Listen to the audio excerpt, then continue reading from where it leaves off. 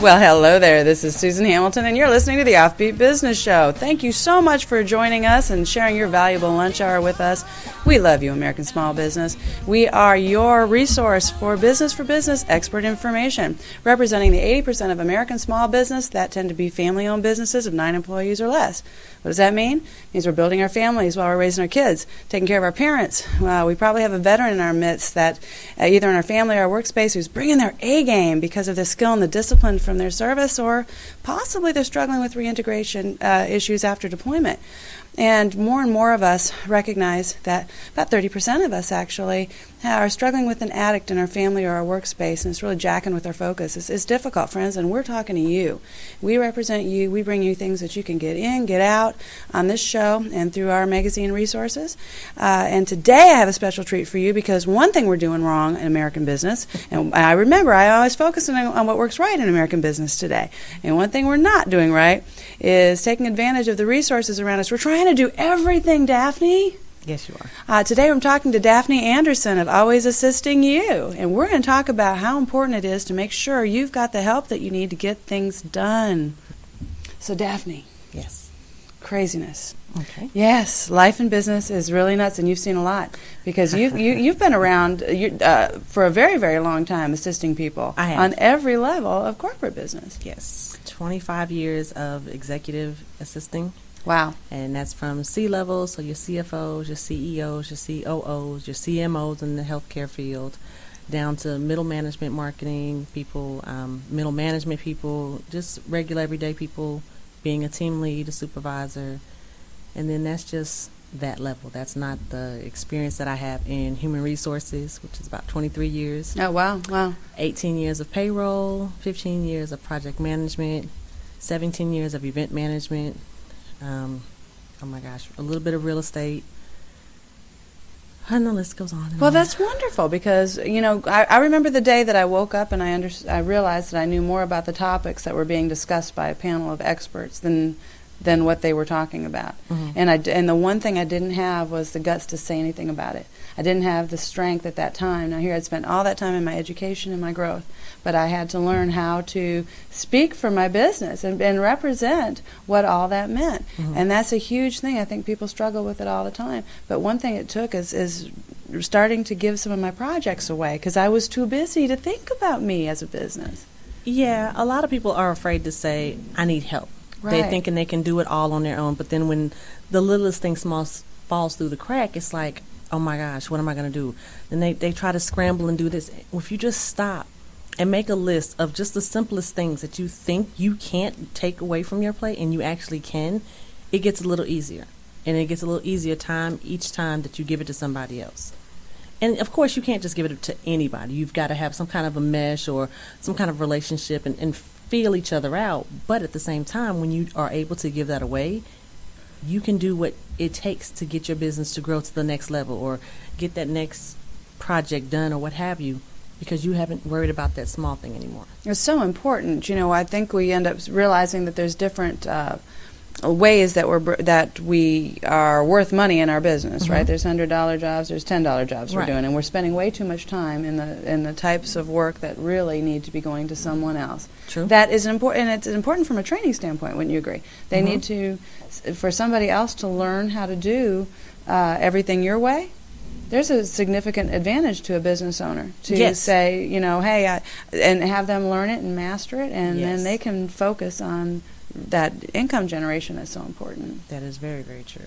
Very true. So what do you see when you're working with businesses as the biggest struggle, Daphne? What are you recognizing that, we just don't want to let go of it? What would be the biggest thing that you see?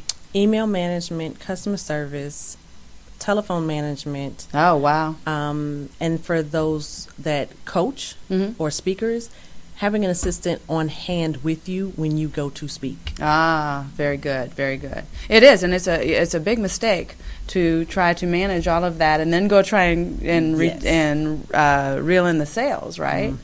That's huge.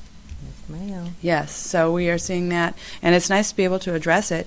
How long does it typically take to begin having that comfortable relationship with a new business when you take that on? It depends on the business. If you know a little bit about what they're doing, and you've read up on them and do your due diligence behind the scenes, then you make yourself a little bit more approachable. Oh, okay, well, you do know something, and let me try this out. Otherwise, it depends on what they're looking for. If they're looking for somebody that knows Word inside and out, and they just don't have the time to proof documents, edit documents, create pamphlets, SOPs, all that type of stuff, then maybe that's what you pitch to them. I think that's one of the big things, Daphne. I think I see people struggle with SOPs. SOPs is not the easiest thing. You have to kind of know the industry and what you're talking about. But SOPs are actually quite easy. It's just like a business plan. You don't want to do it, but it needs to be done. Yes, it does. And what we're talking about, if you don't understand that language, but that's standards procedures. Yeah, we just having your procedures laid out. But I think it's a good idea for us to have them so we can hand them to somebody else. There's no other way to grow. There's no other way to teach somebody else how to manage that part of our business. And we'll always have to do it if we just won't write it out and describe, maybe even in video, Video, when you're riding or you're driving, put the phone on record and speak it out. And then when you get back, you type it up. Or you give it to your VA or my team and I at Always Assisting You, and we'll type it out for you. You know how to do the formats, the layouts. But it's something that, again, has to be done. It needs to be done. So even if you decide that you want to sell your particular business later, it can come with the SOPs. And that person, they don't have to recreate it all over. They can just go in and edit yours. And it's interesting that you mentioned that, because I hadn't even thought about taking our conversation that direction. But American business owners, do you realize that increases the value of your business to have those already available? That is a huge plus when it comes time to evaluate your business. Yes. I mean, and you have to go through your SOPs every so often, just like your business plan, just like your marketing plan. At least once, twice a year, you kind of want to see where have you grown, what have you slacked in, what do you have room to open up for?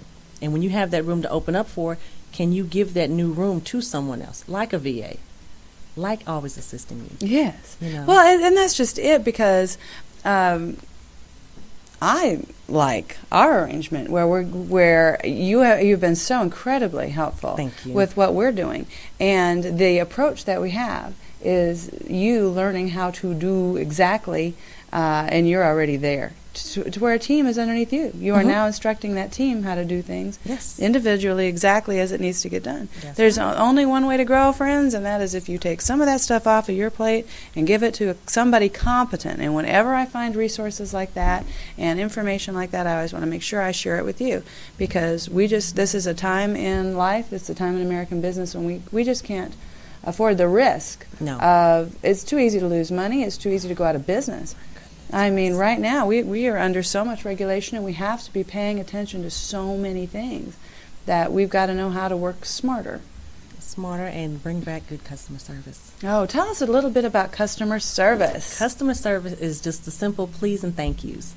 Thank you for coming in, recognizing somebody when they come into your store, when they come into your site.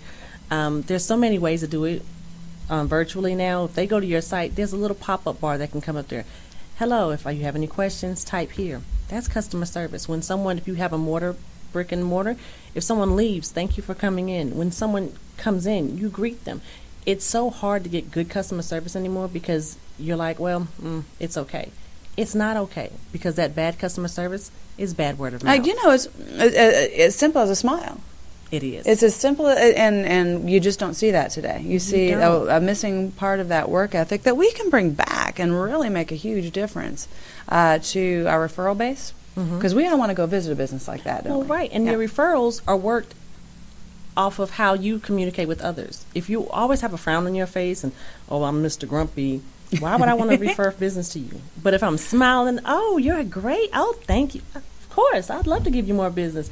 And then vice versa. If you're grumpy every time I see you, whether you mean to be or not, kind of shy away from you a little bit. You and I both have families. Yes. We've been married a very long time. Yes. And we know a thing or two about what it means to be grumpy. Because we're tired. Yes. Right? Like you said, a lot of times you don't even know when the grumpy factor is coming in. That's true. And, when you catch yourself feeling a little, what is it? What does it tend to be? My eyes kind of roll around. Tired. Me too. You just get that slump look and slump feel on you. But then you have to realize, you know what, I can't walk around like that all the time. That's not really what the problem is. If I need an extra hour of sleep, then hey, get an extra hour of sleep. But other than that, okay, let's go. Keep moving. You do what you got to do. That's what, that's what we do. But that's true, and it's but recognizing it means that if I know I'm too tired to do something right, maybe it's time to reschedule or to do things a little bit differently, so we have the energy we need to really provide that customer service. Yes. And so, tell me what Always Assisting You does to help somebody in the customer service area. One of our biggest ways to help customer service areas is going to be telephone management. Okay. Talk a little bit about that because, especially when it comes to sales, but you're talking about just the calls in. A lot of times those issues with this, that phone gets really heavy. Sometimes that phone can be so heavy, we just won't pick it up and do what we need to do. True. It's just really silly. Tell us a little bit about how you alleviate that kind of pressure. My team and I are friendly. Regardless of what we've got going on personally or even in the office, when the phone rings, it's time for us to work. So we pick it up and we're smiling. It's like, hello, how can we help you? State your business or however we've agreed to answer your lines. And then we're always with pen and paper handy. So we're always jotting notes down. So that way, one biggest thing that I've always heard, why did I have to repeat that? Did you not get it? We don't want you to have to say that to us. So we're always writing things down. We're always jotting down the notes. So at the end of the call, we're summarizing it. So if I understand correctly, blah, blah, blah, X, Y, Z. How would you like to resolve this? Because for some people, it's just a simple, well, I just wanted you to know. Okay, well, I appreciate that. We'll take that into advisement. I'll let the upper management know, what have you going on. If it's something a little bit more that we're unable to just say, yes, we can resolve that, we get back to you. But there's the thing. We actually get back to you. Nice. We don't just say, okay, well, we'll be in contact with you in a few days. A few days is 3 days, 4 max. And we'll get back to you usually within 2 to 3. We try to make it a day before you think, oh, they forgot all about me, because then the negativity starts in, and that's bad for all businesses combined. Right. That quick response time is a big deal. It is. Interesting, I noticed on my Facebook page lately they're starting to measure your response time on your Facebook page. Have you caught that? Yes. I mean, it is huge. It is huge because, again, the customer service is going down quickly. And no one needs that. No one needs that at all, so... Well, that's exciting, and I'm really thrilled to see how you're taking on these projects and how you're alleviating that stress and pressure. Because if we don't start working better, right, or working smarter, it takes away from our time with our family. It takes away from the time that we can get ourselves involved in the community and do those things that we need to do. Because there's stuff we want to do, isn't there, Daphne? Oh, yes. There's stuff. Oh, yes. I don't want to work all the time. No. I want to enjoy my life in business. And that gets harder and off. harder to do. Right. I want to enjoy my husband. Yes. I want to be able to get out and, play with my grandkids. I want to do that stuff. And we can't do it when everything bleeds into the weekend. And I think, in my opinion, I think that's a good gauge. If your work is bleeding into the weekend, it's probably time for you to be considering an assistant and finding out how you can start diverting some of those tasks. And like Daphne said, consider writing all those things down. I think that's wise advice. It helps. So are you enjoying Daphne as much as I am? Are you learning about and maybe exploring this for yourself, what it might look like to work with a virtual assistant? Friends, you're going to hear from some of our sponsors when we get back. We're going to talk a little bit more with Daphne and find out some of the key areas that we might be missing out on by trying to do it all ourselves. It's quite possible that someone else can do it actually better. It is possible. So listen to some of our sponsors. You're listening to the OffBeat Business Show. We'll be right back with Daphne Anderson.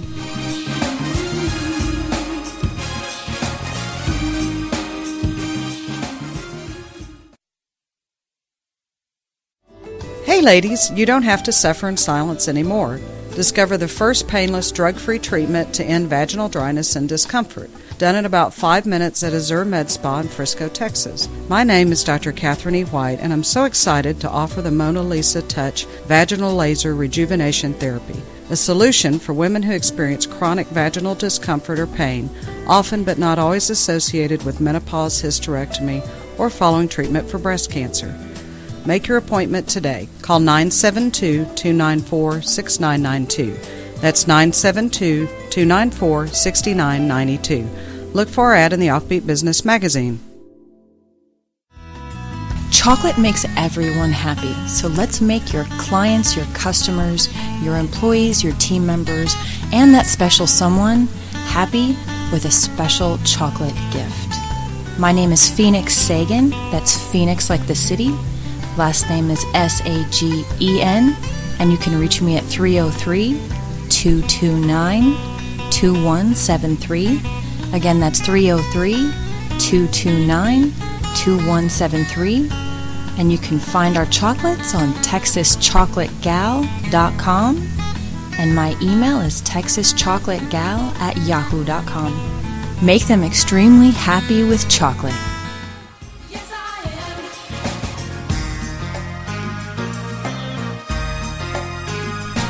And we're back. This is Susan Hamilton. You're listening to the Offbeat Business Show. Thank you so much for sharing your valuable lunch hour with us. I'm talking with Daphne Anderson of Always Assisting You. And when we went to break, we laughed a little bit about how cute her name is. Daphne, spell your name for our audience. Always Assisting You. Capital ALWAYS, capital ASSISTING. I got her. Capital U. Not you. You. Just Yes. the letter U. And then an exclamation point at the end. Exclamation point. And what Yes. color is it? The letters are pink. Pink. Pink. Always Assisting You. I think it's cute. But I also think it makes sense because every time that we're talking and sharing what it is we're doing, it's your name encapsulates exactly what you're doing. So how'd you come up with that name? Well, the short educational PG-13 infancy rating is that I was laid off. Yeah. And a month before being laid off, I was sick. And my boys were sick. And while you're trying to nurse them to health, I was also a coordinator with our children's division and our women's ministry at church. But that work doesn't stop. So they're still sending me work to do. And I'm like, okay. So I'm doing this, again, virtually from home, sending that back out to them. And whom one day everyone will meet and see in the world. My now 8-year-old was like, Mommy, why are you always working? Why are you always assisting them? And it said, ding, ding, ding. Mommy's always assisting you. Hence my name, Always Assisting You. But I wanted it to be a little different. I didn't want the Y-O-U. That just seemed so long, and it didn't look cute. So I put the U and the exclamation point. Got to add some personal style to that name. Of course. Yes, you do. Of course. So I love it. And I've noticed how many times that's the natural sentence. Well, I'm always assisting you. I am. I'm always assisting you. I mean, whether I'm, doing email management for you, or if I'm handling your phones for you, if I'm personally assisting you as you're speaking and coaching other people, or if you're giving a speech or a seminar and I'm in the background typing up the notes for you, or if I'm taking the pictures in the background, or if I'm recording you, or whatever I'm doing, at the end of the day, I'm always assisting you. Yes, you are. You know, when I first met you, you were doing some event planning work. Mm-hmm. And so that was pretty cool for a lady in this area, Stephanie Franco, yes, who kicks some serious butt. She's just started a new 501c3, but she's a mover and shaker, a young lady with a small child. I believe he's still an infant. Isn't he like 16 months? A young 18 months. Yeah, he's about the same age as my grandkids. And anyway, she's just really rocking, and you have been assisting her with her events. She puts on events constantly. She does. And I'm always usually one of the front lines that you see at the registration tables. Mm-hmm. And so when you come in, one of the first people you're going to meet is me. And I try to keep it bubbly and hello and free. Oh, I and like letting you immediately. know when you come in, if you get this from me, when you get in there to the seminar or whatever she's having, it's going to be over the top, even bigger than I am, which is kind of hard to beat sometimes. Because I usually have my hair out in its big old fro. And She's it's got like, some hair. Yes, I do have me some hair, as they say in Texas. Well, that's fun. That's fun. So that's really awesome that you've got the type of experience. So many people don't. So many people that are doing VA work today, they just are not well versed in that. And one of the things I think that brings to the table is that ability to communicate through management lines and through team lines, because that is your history and you understand how to do that. Yes. I also think that your background in payroll and HR is interesting to me, because when I look at what's going on in American business, I see that as a huge we shouldn't be doing that. We should not be doing that. We should have a specialist in this area. I mean, that takes a lot to stay current on it, doesn't it? It does. Yes. It's a lot of work. It's little rules changing here and there, and you can't say that when you interview people. Did you know that? But I'm a small business. It doesn't matter. Small business, big business, there's certain things you can't ask. There's certain questions that, unless it is truly to the business, to the position, you can't ask those things. Can you give us a couple of things that we're not allowed to ask? You can't ask me if I'm married. I can't ask you if you're married. Not unless it absolutely pertains to that position. Okay. You can't ask me how many children I have. Oh, wow. Or do I have children? And you can't reroute it to where, well, when your oldest goes to college, how old, or, when about will that be? I can't manipulate you. No. You can't call me sweetie and honey during interviews either. And you can't sit there and put your hand on my shoulder as we talk. What seems to be known things, some people get so relaxed in interviews, they kind of slip. But then the interviewee feels as though that they have to answer those questions, otherwise they're deemed not a fit for the position. So then they answer it anyway, as opposed to standing up and say, oh, I don't think that's an appropriate question. And sometimes it's a test to ask, do you know, especially if you're going for an HR position. If the interviewer asks you a question that you're not supposed to be answering or not supposed to be knowing, do you stop them and say, I'm sorry? Or do you go ahead and roll with the answer? That's interesting that you're very knowledgeable in this area. Do you do any training for small businesses? Do you help them understand HR? I do. Wonderful, wonderful. So what's the size business that you really enjoy working with for those types of services? For those type of services, I would say usually 50 employees or less. Okay. Because it's so small that their turnover is not going to be high. And so they want to keep their people. So they're going to want to learn and know what it takes to keep them, to make them happy. And then if they decide to grow, then they already have the foundation set. So what about the businesses about 9 employees or less? I mean, is that pretty standard? That is. Yeah. Awesome. Because I don't think that we know it. I think we got a lot of family businesses that haven't had to grow up in that environment, haven't had to have HR training, and we don't really consider those things, especially when we're branching out beyond our family. And that's when you have to, even though when you have it family, you have to keep it family, but you have to keep it business. You have to keep it professional. Very tricky. And it's tricky sometimes because, she's only an hour late, but I knew she went to go take my granddaughter to the doctor. But you have to set those levels of expectations, because if they were to ever leave the family business and go work in corporate America, those answers aren't going to fly. Are you saying training them not inappropriately is not really loving them? It's I'm not, saying because that they're we not need to ready. change a few things. We're not ready. We need to make sure that we're taking really good care of our people so that they are prepared for whatever challenges or scenarios that they're going to find to the best of our ability. And train them young. Yeah. I say train them young. We have an 8-year-old that assists in my company, which is my son. And when he's late to come downstairs to work, your pay is docked. And he looks at me like I'm crazy. But when you get your paycheck at the end of the week, you see where it's docked because you were 10 minutes late. Yeah. I got to train them young, because when I'm not your boss and you go to someone else, they could do the same thing. But I need you to be knowledgeable to know, okay, well, mommy was in HR forever. She's not going to play this. We're not going to play this. It's just easy to really take those areas for granted. But those are skills that are lacking today. They are. Finding people that show up on time. I would wager to bet most of you struggle with that, getting your people to show up on time. That's a small thing, but it's a huge thing. Especially and it costs family. so much in time and money and productivity. It does. Jiminy crickets. So what's a good accountability tool besides docking pay? Is there anything preventative measure we can look at? You can, I don't want to say demote them, but you can take them down off big projects. Okay. You can explain to them that it's just not feasible, that if you're always going to be late, that this big project is one that you need to manage. How many times should this infraction happen before we're addressing it? 3 strikes, you're out. 3 strikes, you're out. Yeah. I don't like baseball, but I understand that much. 3 strikes, you're out. None of that 12 innings and all that.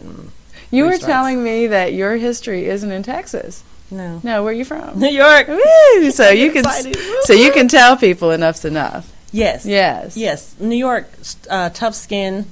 We're known to be rude people. I'm not rude. I'm smileable. Yeah. But it takes a lot in HR, because I love the terminating people. I love the disciplinary actions. But you say it with a smile. Okay, you've got about one more time to do that, and then guess what? You've got to go. Enough of that. Yeah, that's it. So we just need to. We need to understand that. We need to embrace it. We got to get tough in these areas, I think, because that'll just make us better. It'll just make us better. A lot of those reasons that people are working on the weekends and going into their personal time and spending their whole meal time talking about business and working on projects and sitting on their cell phones that whole time. I mean, that all chalks up to the productivity during the week. And did we all show up? And did we do our tasks at hand? And did we manage that? So you've got some history with payroll as well. Yes. And so why are people still doing their own payroll? They think it's cheaper. It's easier. Yeah. And because nowadays we're living in the media world, in the social world, in the app world. Yeah. So there's always an app for that. Yeah. I mean, there's always an app, something that'll take you to another level that'll give you the answers. And even if that is true, you don't necessarily have to do it. Because when you're doing the payroll and if you've missed a pay or you've got to fix a pay, that's taken away from the productivity that you could be doing on something else. You know, taking that phone call or answering that email or just having that meeting. You know, you got to bring in more business in order to pay. You can't do that if you're steady on payroll.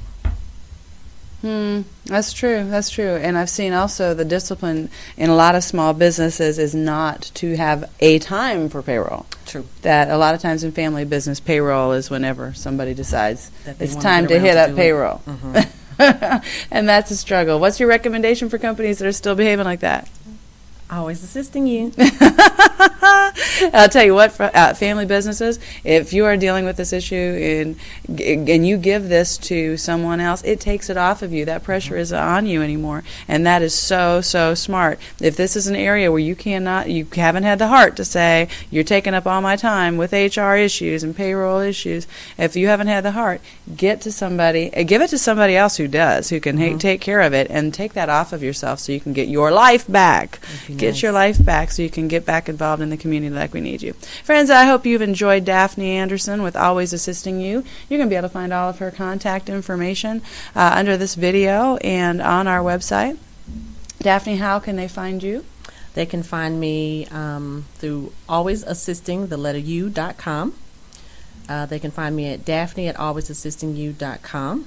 Daphne.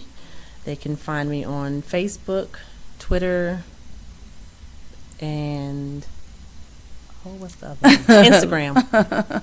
Oh my goodness gracious me. So and do you like them to call you? You can call me at 469-223-0363. Wonderful. Thank you for being here today and sharing your expertise with our audience and helping them just open up their mind and elevate their experience. Friends, you'll find this information and even more. You'll be able to find our lineup, our replays, our magazine, and even download our app at offbeatbusiness.com. I invite you to do that. Till next time, this is Susan Hamilton. You've been listening to the Offbeat Business Show.